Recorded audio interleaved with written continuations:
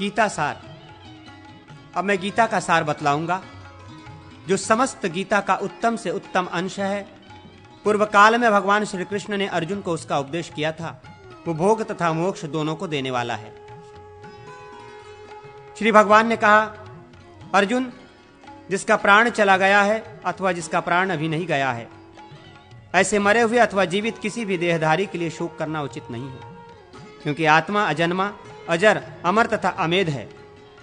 इसलिए शोक आदि को छोड़ देना चाहिए। विषयों का चिंतन करने वाले पुरुष की उसमें आसक्ति हो जाती है। आसक्ति से काम, काम से क्रोध और क्रोध से अत्यंत मोह, विवेक का अभाव होता है। मोह से स्मरण शक्ति का ह्रास और उससे बुद्धि का नाश हो जाता है। बुद्धि के नाश से उसका सर्वनाश हो जाता है। सत्पुरुषों का संग करने से बुरे संग छूट जाते हैं, आसक्तियां दूर हो जाती हैं। फिर मनुष्य अन्य सब कामनाओं का त्याग करके केवल मोक्ष की कामना रखता है। कामनाओं के त्याग से मनुष्य की आत्मा अर्थात अपने स्वरूप में स्थित होती है। उस समय वो स्थिर प्रज्ञ कहलाता है। संपूर्ण प्राणियों के लिए जो रात्रि है, अर्थात समस्त जीव जिसकी ओर से बेखबर होकर सो रहे हैं, उस परमात्मा के स्वरूप में भगवत प्राप्त संयमी योगी पुरुष जागता रहता है। तथा जिस क्षणभंगुर सांसारिक सुख में सब भूत प्राणी जागते हैं, अर्थात जो विषय भोग उनके सामने दिन के समान प्रकट हैं, वो ज्ञानी मुनि के लिए रात्रि ही समान है। अर्थात जो विषय भोग उनके सामने दिन के समान प्रकट है, वो ज्ञानी मुनि के लिए रात्रि के ही समान है। जो अपने आप में ही संतुष्ट है, उसके लिए कोई कर्तव्य शेष नहीं है। इस संसार में उस आत्माराम पुरुष को न तो कुछ करने से प्रयोजन है और न करने से ही। महाबाहो, जो गुण विभाग और कर्म विभाग के तत्व को जानता है, वो ये समझकर कि संपूर्ण गुण गुणों में ही बरत रहे हैं, कहीं आसक्त नहीं होता। अर्जुन, तुम ज्ञान रूपी नौका का सहारा लेने से निश्चय ही संपूर्ण पापों को तर जाओगे। ज्ञान रूपी अग्नि सब कर्मों को जलाकर भस्म कर डालती है। जो सब कर्मों को परमात्मा में अर्पण करके आसक्ति छोड़कर कर्म करता है, वो पाप से लिप्त नहीं होता। ठीक उसी तरह जैसे कमल का पत्ता पानी से लिप्त नहीं होता। जिसका अंतःकरण योग युक्त है, परमानंदमय परमात्मा में स्थित है तथा जो सर्वत्र समान दृष्टि रखने वाला है, वो योगी आत्मा को संपूर्ण भूतों में तथा संपूर्ण भूतों को आत्मा में देखता है। योग भ्रष्ट पुरुष शुद्ध आचार विचार वाले श्रीमानों धनवानों के घर में जन्म लेता है। तात कल्याण में शुभ कर्मों का अनुष्ठान करने वाला पुरुष कभी दुर्गति को प्राप्त नहीं होता। मेरी ये त्रिगुणमयी माया अलौकिक है, इसका पार पाना बहुत कठिन है। जो केवल मेरी शरण लेते हैं, वे ही इस माया को लांघ पाते हैं। परश्रेष्ठ, आर्थ, जिज्ञासु, अर्थार्थी और ज्ञानी, ये चार प्रकार के मनुष्य मेरा भजन करते हैं। इनमें से ज्ञानी तो मुझसे एकीभूत होकर स्थित रहता है। अविनाशी परम तत्व सच्चिदानंदमय परमात्मा ब्रह्म है। स्वभाव अर्थात जीवात्मा को अध्यात्म कहते हैं। भूतों की उत्पत्ति और वृद्धि करने वाले विसर्ग का, यज्ञदान आदि के निमित्त किए जाने वाले द्रव्यादि के त्याग का, नाम कर्म है विनाशशील पदार्थ अभिभूत है तथा पुरुष हिरण्यगर्भ अधिदैवत है। देहधारियों में श्रेष्ठ अर्जुन, इस देह के भीतर मैं वासुदेव ही अधियज्ञ हूँ। अंतकाल में मेरा स्मरण करने वाला पुरुष मेरे स्वरूप को प्राप्त होता है, इसमें तनिक भी संदेह नहीं है। मनुष्य अंतकाल में जिस जिस भाव का स्मरण करते हुए अपने देह का परित्याग करता है, उसी को वो प्राप्त होता है। मृत्यु के समय जो प्राणों को भवों के मध्य में स्थापित करके ओम इस एकाक्षर ब्रह्म का उच्चारण करते हुए देह त्याग करता है, वो मुझ परमेश्वर को ही प्राप्त करता है। ब्रह्मा जी से लेकर तुच्छ कीट तक जो कुछ दिखाई देता है, सब मेरी ही विभूतियां हैं। जितने भी श्री संपन्न और शक्तिशाली प्राणी हैं, सब मेरे अंश हैं। मैं अकेला ही संपूर्ण विश्व के रूप में स्थित हूं। ऐसा जानकर मनुष्य मुक्त हो जाता है। यह शरीर क्षेत्र है, जो इसे जानता है उसको क्षेत्रज्ञ कहा जाता है। क्षेत्र और क्षेत्रज्ञ को जो यथार्थ रूप से जानता है, वही मेरे मत में ज्ञान है। 5 महाभूत, अहंकार, बुद्धि, अव्यक्त, मूल प्रकृति, 10 इंद्रियां, एक मन, 5 इंद्रियों के विषय, इच्छा, द्वेष, सुख दुख, स्थूल शरीर, चेतना और धृति, ये विकारों सहित क्षेत्र हैं। जिसे यहाँ संक्षेप से बतलाया गया है।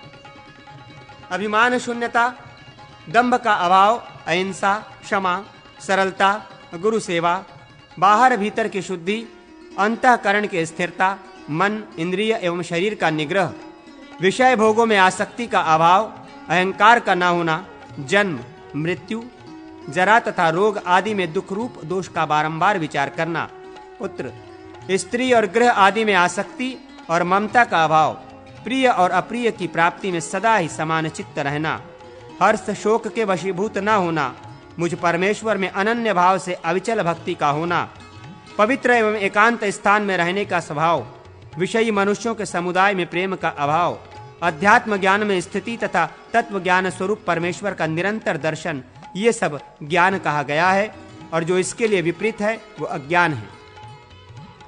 अब जो ज्ञेय अर्थात जानने योग्य है उसका वर्णन करूंगा।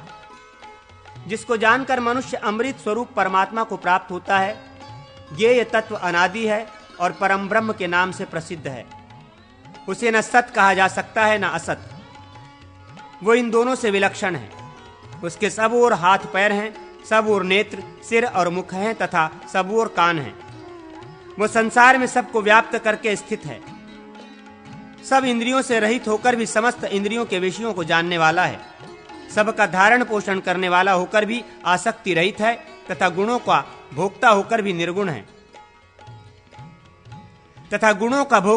भी निर्गुण है। वो परमेश्वर संपूर्ण प्राणियों के बाहर और भीतर भी विद्यमान है। चर और अचर सब उसी के स्वरूप हैं। सूक्ष्म होने के कारण वो अविज्ञेय है। वही निकट है और वही दूर। यद्यपि वो विभाग रहित है, आकाश की भांति अखंड रूप से सर्वत्र परिपूर्ण है, तथापि संपूर्ण भूतों में विभक्त पृथक पृथक स्थित हुआ सा प्रतीत होता है। उसे विष्णु रूप से सब प्राणियों का पोषक, रुद्र रूप से सबका संहारक और ब्रह्म रूप से सबको उत्पन्न करने वाला जानना चाहिए। वो सूर्य आदि ज्योतियों की भी ज्योति प्रकाशक है। उसकी स्थिति अज्ञानमय अंधकार से परे बतलाई जाती है। वो परमात्मा ज्ञान स्वरूप जानने के योग्य, तत्व ज्ञान से प्राप्त होने वाला और सबके हृदय में स्थित है। उस परमात्मा को कितने ही मनुष्य सूक्ष्म बुद्धि से ध्यान के द्वारा अपने अंतःकरण में देखते हैं। दूसरे लोग सांख्य योग के द्वारा तथा कुछ अन्य मनुष्य कर्म योग के द्वारा देखते हैं। इनके अतिरिक्त जो मंद बुद्धि वाले साधारण मनुष्य हैं, वे स्वयं इस प्रकार न जानते हुए भी दूसरे ज्ञानी पुरुषों से सुनकर ही उपासना करते हैं। वे सुनकर उपासना में लगने वाले पुरुष भी मृत्यु रूप संसार सागर से निश्चय ही पार हो जाते हैं। सत्वगुण से ज्ञान, रजोगुण से लोभ तथा तमोगुण से प्रमाद, मोह और अज्ञान उत्पन्न होते हैं। गुण ही गुणों में बढ़ते हैं। ऐसा समझकर जो स्थिर रहता है, अपने स्थिति से विचलित नहीं होता, जो मान अपमान में तथा मित्र और शत्रु पक्ष में भी समान भाव रखता है, जिसने कर्तव्य के अभिमान को त्याग दिया है, वो निर्गुण गुणातीत कहलाता है। जिसकी जड़ ऊपर की ओर अर्थात परमात्मा है और शाखा नीचे की ओर यानी ब्रह्मा जी आदि हैं। उस संसार रूपी अश्वस्थ वृक्ष को अनादि प्रवाह रूप से अविनाशी कहते हैं। वेद उसके पत्ते हैं। जो उस वृक्ष को मूल सहित यथार्थ रूप से जानता है, वही वेद के तात्पर्य को जानने वाला है। इस संसार में प्राणियों की सृष्टि दो प्रकार की है, एक दैवी देवताओं के से स्वभाव वाली और दूसरी आसुरी असुरों के से स्वभाव वाली। अतः मनुष्यों के अहिंसा आदि सद्गुण और क्षमा दैवी संपत्ति है। आसुरी संपत्ति से जिसकी उत्पत्ति हुई है, उसमें न शौच होता है न सदाचार। क्रोध, लोभ और काम ये नरक के देने वाले हैं, अतः इन तीनों को त्याग देना चाहिए। सत्व आदि गुणों के भेद से यज्ञ, तप और दान तीन प्रकार के माने गए हैं, सात्विक, राजस और तामस। सात्विक अन्न, आयु, बुद्धि, बल, आरोग्य और सुख की वृद्धि करने वाला है। तीखा और रूखा अन्न राजस है, वो दुख, शोक और रोग उत्पन्न करने वाला है। अपवित्र, जूठा, दुर्गंधयुक्त और नीरस आदि अन्न तामस माना गया है। यज्ञ करना कर्तव्य है, ये समझकर निष्काम भाव से विधि पूर्वक किया गया यज्ञ सात्विक है। फल की इच्छा से किया हुआ यज्ञ राजस और दंभ के लिए किया जाने वाला यज्ञ तामस है। श्रद्धा और मंत्र आदि से युक्त एवं विधि प्रतिपादित जो देवता आदि की पूजा तथा अहिंसा आदि तप हैं, उन्हें शारीरिक तप कहते हैं। अब वाणी से किए जाने वाले तप को बताया जाता है, जिससे किसी को उद्वेग न हो, ऐसा सत्य वचन, स्वाध्याय और जप ये वांगमय तप है। चित्त शुद्धि, मौन और मनोनिग्रह ये मानस तप है। कामना रहित तप सात्विक फल आदि के लिए किया जाने वाला है। राजस तथा दूसरों को पीड़ा देने के लिए किया हुआ तप तामस कहलाता है। उत्तम देश, काल और पात्र में दिया हुआ दान सात्विक है। प्रत्युपकारक के लिए किया जाने वाला दान राजस है तथा अयोग्य देश, काल आदि में अनादर पूर्वक दिया हुआ दान तामस कहा गया है। ओम तत् और सत ये परम ब्रह्म परमात्मा के 3 प्रकार के नाम बताए गए हैं। यज्ञ, दान आदि कर्म मनुष्यों को भोग एवं मोक्ष प्रदान करने वाले हैं। जिन्होंने कामनाओं का त्याग नहीं किया है, उन सकामी पुरुषों के लिए कर्म का बुरा, भला और मिला हुआ 3 प्रकार का फल होता है। ये फल मृत्यु के पश्चात प्राप्त होता है। सन्यासी, त्यागी पुरुषों के कर्मों का भी कभी कोई फल नहीं होता। मोहवेश जो कर्मों का त्याग किया जाता है वो तामस है। शरीर को कष्ट पहुंचने के भय से किया हुआ त्याग राजस है तथा कामना के त्याग से संपन्न होने वाला त्याग सात्विक कहलाता है। अधिष्ठान, कर्ता, भिन्न भिन्न करण, नाना प्रकार की अलग अलग चेष्टाएं तथा दैव ये 5 ही कर्म के कारण हैं। सब भूतों में एक परमात्मा का ज्ञान सात्विक, भेद ज्ञान राजस और अतात्विक ज्ञान तामस है। निष्काम भाव से किया जाने वाला कर्म सात्विक, कामना के लिए किया जाने वाला कर्म राजस तथा मोहवश किया हुआ कर्म तामस है। कार्य की सिद्धि और असिद्धि में सम निर्विकार रहने वाला कर्ता सात्विक, हर्ष और शोक करने वाला राजस तथा शठ और आलसी कर्ता तामस कहलाता है। कार्य अकार्य के तत्व को समझने वाली बुद्धि सात्विकी, उसे ठीक ठीक न जानने वाली बुद्धि राजसी तथा विपरीत धारणा रखने वाली बुद्धि तामसी मानी गई है।